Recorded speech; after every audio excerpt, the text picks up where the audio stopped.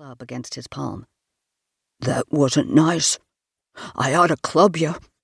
Ugh. The Wendigo sighed disgustedly and muttered, "Ogres. They're like children." "What you say?" The Wendigo smiled good-naturedly, which looked quite evil on his scarred and twisted face. "I said, if we're lucky, the boss will have some children for you to eat." That wasn't likely.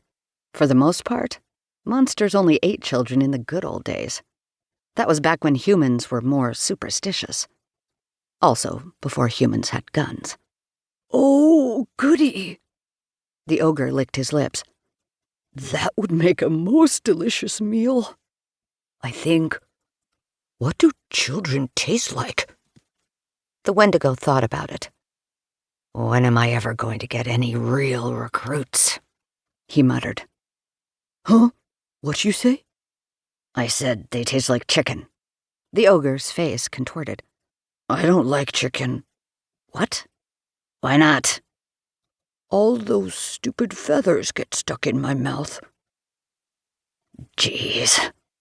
The Wendigo face-palmed. "You're not supposed to eat the feathers. Everyone knows you've got to pluck them first." "Pluck? What is this plucking business?" Before the Wendigo could groan, the smell of a campfire hit their nostrils. The Wendigo pushed through the heavy mists, and they entered a small clearing in the woods. There was a campfire, some pigeon-sized chunks of charred meat lying on the ground, and a big purple dragon waiting for them. The ogre sniffed furiously. "Food," he groaned. "I hope it ain't children. Or chicken." Orange flames whooshed out between the dragon's narrow, clenched jaws, and around the gnarled teeth that protruded up and down over the sides of her scaly lips. While the ogre leapt back a step in surprise, the Wendigo chuckled and saluted the dragon.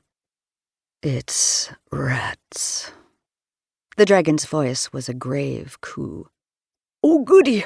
I like rats." The ogre grinned, showing all his teeth. "You sure?" the Wendigo asked. "They taste like chicken." The ogre crossed his burly arms and shook his head. "They do not. They ain't got no feathers." The Wendigo sighed and turned to face his boss, the dragon. "I'm not complaining. Rats sound fine to me." "Good." The dragon chuffed in some air, and dark smoke curled from her nostrils. "The rats, there is plenty of meat on them. It would appear they grow quite large in the forests around Rainwater, unless it's some effect of this mist." The Wendigo had to admit, the greenish mists were unnerving. Luckily, they were hanging back from the campsite. But why? Not that he was complaining.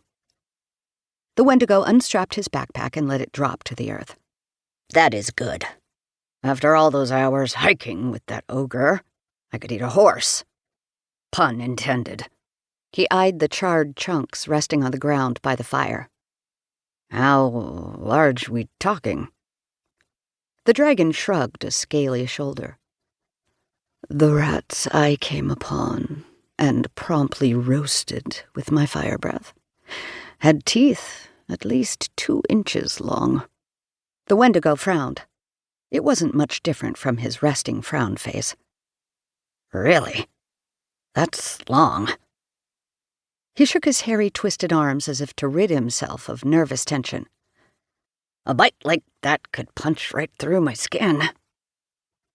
He nodded at the ogre who had bent and was sniffing the charred rats, his nostrils an inch from the meat. "Maybe even through his thick skin." The dragon's gaze rested thoughtfully on the ogre as he dropped his club, picked up a charred rat, stuffed the whole thing into his mouth, and swallowed. "Yum! Tasty.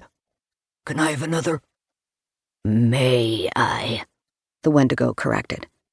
"Use some damn manners in front of the boss." "That's the kind of muscle you bring me." The dragon's words had a tinge of distaste to them.